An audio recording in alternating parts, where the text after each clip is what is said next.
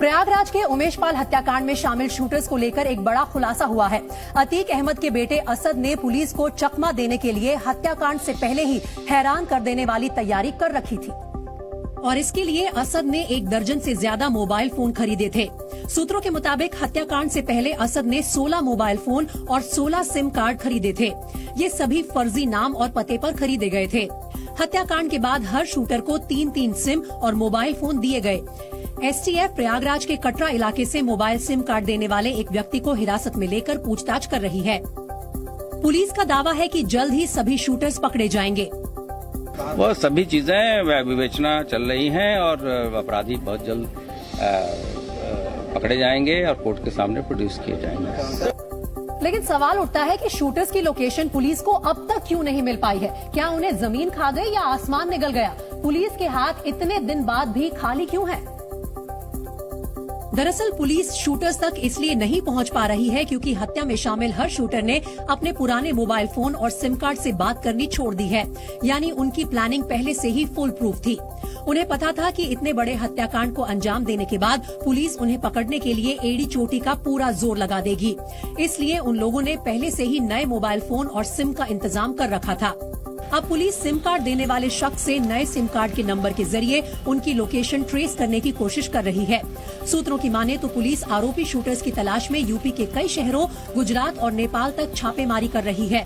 सूत्र बताते हैं कि यूपी पुलिस गुजरात के होटल्स में भी आरोपियों की तलाश कर रही है। टीम क्या गुजरात भी गई है अतीक से पूछताछ करने? ये सब चीजें जाती रहती हैं टीमें, वो विवेचक भेजते हैं, वहाँ कमिश्नर के द्वारा समय समय पर इसकी ब्रीफिंग की जाती है। और इस बीच अतीक अहमद की बीवी शाइस्ता परवीन को लेकर भी एक खुलासा हुआ है। सूत्रों की माने तो उमेश पाल की हत्या करने वाले शूटर्स को पैसे शाइस्ता परवीन ने ही दिए थे और ये पैसे लाखों रुपयों में थे।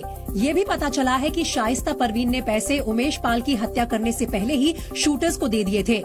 हत्याकांड में शामिल शूटर्स को पैसा देने की पुष्टि होने के बाद ही पुलिस ने शाइस्ता परवीन पर 25,000 रुपए के इनाम का ऐलान किया था। यही नहीं, अतीक के करीबी सुधांशु त्रिपाठी उर्फ बल्ली पंडित ने क्राइम ब्रांच के सामने कई राज उगले हैं। सूत्रों की माने तो पुलिस ने बल्ली पंडित के मोबाइल फोन की कॉल डिटेल रिकॉर्ड को खंगाला है, जिसमें अतीक के करीबियों से बातचीत की जानकारी मिली है। ये भी पता चला है कि शूटआउट से 5 दिन पहले शाइस्ता परवीन बल्ली पंडित के घर भी गई थी। दरअसल उमेश पाल की हत्या से 5 दिन पहले का एक सीसीटीवी सामने आया था। इसमें अतीक की पत्नी शाइस्ता और आरोपी शूटर साबिर एक साथ जाते दिखे थे। रविवार की रात क्राइम ब्रांच ने बल्ली पंडित को प्रयागराज के करबला इलाके में मौजूद उसके घर से हिरासत में लिया था। सूत्रों के मुताबिक बल्ली पंडित ने पुलिस को बताया है कि लखनऊ के एक बड़े बिल्डर ने उमेश पाल की हत्या कराने के लिए अतीक के बेटे को 1.5 करोड़ रुपए दिए थे। प्रयागराज शूटआउट को हुए 18 दिन बीत चुके हैं। सरकार की बेचैनी बढ़ती जा रही है। आलम यह है कि यूपी सरकार ने शासनादेश जारी कर फरार शूटर्स पर इनाम की रकम को डबल कर दिया है। असद, अतीक अहमद का बेटा, जो सीसीटीवी में गोली चलाते हुए दिखाई दिया था, इस पर इनाम 2.5 लाख रुपए से बढ़ाकर अब 5 लाख रुपए कर दिया गया है। शूटर अरमान पर भी इनाम अब 5 लाख रुपए कर दिया गया है। मोहम्मद गुलाम पर भी इनाम की राशि बढ़ाकर 5 लाख रुपए कर दी गई है। यही दुकान में कस्टमर बनकर खड़ा था और बाद में पिस्तौल से गोलियां दागने लगा। बमबाज नाम से मशहूर गुड्डू मुस्लिम पर भी इनाम की राशि अब 5 लाख रुपए कर दी गई है। इसी ने थैले से बम निकालकर कार पर फेंके थे। और शूटर साबिर पर भी इनाम अब 5 लाख रुपए है। ये पीछे से राइफल लेकर बैकअप के लिए आया था।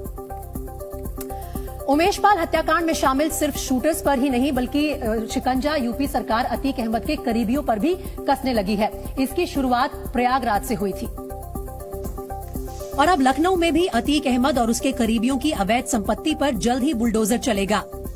अतीक के गैंग ने जो भी प्रॉपर्टी खड़ी की है उन पर कार्रवाई की तैयारी हो चुकी है। लखनऊ विकास प्राधिकरण ने अतीक से जुड़ी संपत्तियों की लिस्ट तैयार की है और अगले 2-3 दिनों में इसका खुलासा हो सकता है कि अतीक के किन किन करीबियों की अवैध संपत्तियों पर प्रशासन का बुलडोजर चला है। इन पर भी बुलडोजर चलना चाहिए। अपराधी के साथ इनके गुर्गों पर भी कड़ी से कड़ी कार्रवाई होनी चाहिए। पिछले कुछ महीनों में लगातार यूपी के अलग अलग शहरों में अतीक के साथियों, फाइनेंसर्स और उसका गैंग चलाने वालों की प्रॉपर्टी पर बुलडोजर चल रहा है। और इधर प्रयागराज डेवलपमेंट अथॉरिटी ने ऐसे 25 अवैध निर्माण की लिस्ट तैयार की है जो अतीक अहमद के करीबियों से जुड़े हुए हैं। इस लिस्ट में शूटर्स मोहम्मद गुलाम, गुड्डू मुस्लिम, साबिर और उनके सहयोगियों के नाम शामिल हैं। उस लिस्ट में शूटर गुलाम का भी घर है। ये घर प्रयागराज प्रशासन के रेडार पर है। 25 की संख्या में जो अवैध निर्माण है उनको नोटिस दिया गया है। और आप देखें ये हच्चा में जो शूटर गुलाम जो कि फरार चल रहा है उसका ये घर है। और घर के बाहर ये जो दुकानें हैं, आपको ये बंद दुकानें जिसे पुलिस ने बंद करा दिया है, कि पूरा घर गुलाम का है और अब इस पर भी कार्रवाई होनी है। उधर बरेली की जेल में बंद अतीक अहमद के छोटे भाई अशरफ को अपनी जान की फिक्र सता रही है। अशरफ ने कोर्ट से गुहार लगाते हुए फिजिकल पेशी से छूट की अपील की है, क्योंकि उसे आशंका है कि कोर्ट में पेशी के लिए बरेली से प्रयागराज ले जाने के दौरान कोई अनहोनी हो सकती है। इसलिए अशरफ ने सीजेएम कोर्ट से मांग की है कि वीडियो कॉन्फ्रेंसिंग के जरिए उसे कोर्ट में पेश किया जाए। वो जांच में पूरा सहयोग करेगा। सीजेएम कोर्ट ने अशरफ की याचिका पर धूमनगंज पुलिस से 15 मार्च तक जवाब मांगा है। गुजरात के साबरमती जेल में बंद अतीक अहमद भी कोर्ट से वीडियो कॉन्फ्रेंसिंग के जरिए कोर्ट में पेशी की मांग कर चुका है। दोनों भाई ये मांग क्यों कर रहे हैं, योगी सरकार में मंत्री अनिल राजभर के बयान से समझ में आ जाएगा। सड़कों पर एक्सीडेंट होता रहता है, हम लोग तो रोज प्रयास कर रहे हैं कि एक्सीडेंट ना हो। यूपी एसटीएफ की टीम अतीक अहमद से पूछताछ करने के लिए अहमदाबाद पहुंच चुकी है। वहीं राजू पाल की पत्नी पूजा पाल को सीबीआई कोर्ट ने स्थायी सुरक्षा देने का आदेश दिया है। जिस बरेली की जिला जेल में अतीक का भाई अशरफ बंद है, उसी जेल के अधिकारियों पर बड़ी कार्रवाई की गई है। डीआईजी जेल आर्यन पांडे ने जेल के 7 कर्मचारियों को सस्पेंड कर दिया है, जिसमें एक जेलर, एक डिप्टी जेलर और 5 जेल वार्डन शामिल हैं। आरोप है कि अशरफ को जेल के अंदर वीआईपी ट्रीटमेंट दिया जाता था। उसके बैरक में मोबाइल फोन के जरिए वीडियो कॉन्फ्रेंसिंग भी करवाई जाती थी। इस मामले में बंदी रक्षक शिव हरि अवस्थी और मनोज गौड़ पहले ही गिरफ्तार हो चुके हैं। इस वक्त मैं मौजूद हूँ बरेली जिला जेल पे और अपने दर्शकों को बता दूं कि यहीं पर जो है अशरफ यहाँ पर बंद है। और यहाँ पर जो सदाकत को गिरफ्तार किया था उसमें ये जांच में खुलासा हुआ था कि यहाँ पर जो अशरफ कैद है उसको बैरक में मोबाइल ले जाया गया था और उसको लेकर अतीक, अशरफ और उसके गुर्गों के बीच में प्लानिंग हुई थी। यही नहीं, जेल सुपरिटेंडेंट राजीव शुक्ला को नोटिस जारी कर जवाब भी मांग लिया गया है। ऐसे आरोपों के बाद कि साबरमती और बरेली जेल में उमेश पाल हत्याकांड की साजिश रची गई थी और अतीक अपने एक गुर्गे के मोबाइल के जरिए भाई अशरफ से संपर्क में था, समाजवादी पार्टी ने सरकार को घेरा और आरोप लगाया कि जेल में अपराधी मौज करते हैं। के जेल में जो साम्राज्य फला फूला, वहां पंचायतें लग रही हैं, वहां पर स्कूटर से गांव जेल के अंदर लोग चल रहे हैं। तो ये सवाल ये है कि क्या ये हमारे आदरणीय मुख्यमंत्री जी के समर्थन से हो रहा है या ये दिल्ली के समर्थन से हो रहा है। अब यूपी के जेल मंत्री गुजरात के जेल मंत्री को चिट्ठी लिखेंगे ताकि अतीक अहमद की गतिविधियों पर लगाम लगाई जा सके।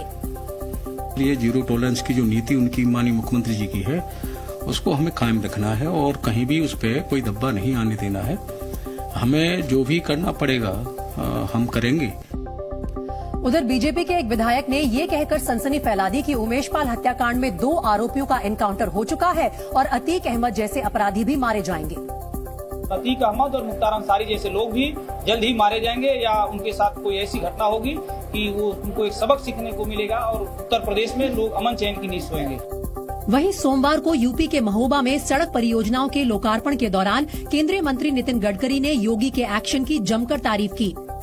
जो दुराचारी, दुर्जन और दुष्ट थे, जो गरीबों का शोषण कर रहे थे, जो अन्याय और अत्याचार कर रहे थे, गलत मार्ग से अवैध संपत्ति कमा रहे थे, उनके ऊपर आपने बुलडोजर घुमाकर देश में आदर्श प्रस्तावित किया। लेकिन समाजवादी पार्टी ने योगी सरकार के एनकाउंटर और बुलडोजर पॉलिसी का विरोध किया। सरकार की मंशा क्राइम को खत्म करना नहीं है। सरकार की मंशा ये है कि कहां अपने नफे और फायदे और नुकसान के लिए किसको कहां इस्तेमाल करना।